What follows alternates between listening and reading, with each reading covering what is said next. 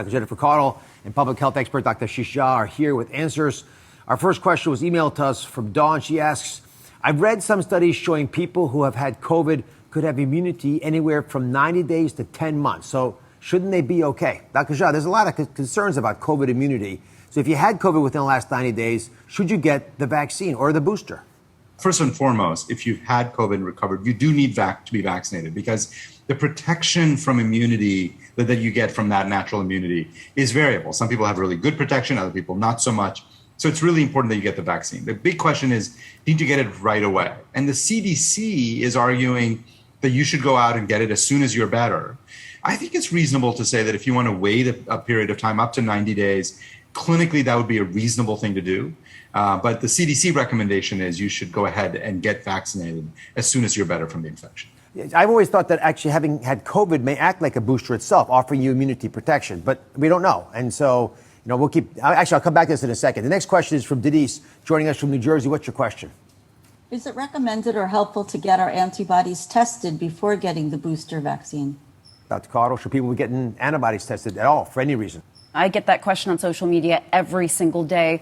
According to the CDC, it is not recommended that you get antibody tested after getting the COVID vaccine to see if you have protection. It's also not recommended to get antibody testing to determine whether you need the COVID vaccine. Regardless of your antibody status, we want you to get vaccinated. That's very important. I think part of it's just logistically hard to test everybody. If you could test, maybe it might make a difference. And the antibody testing is variable. We have to keep that in mind. It's not a straight shot with antibody testing.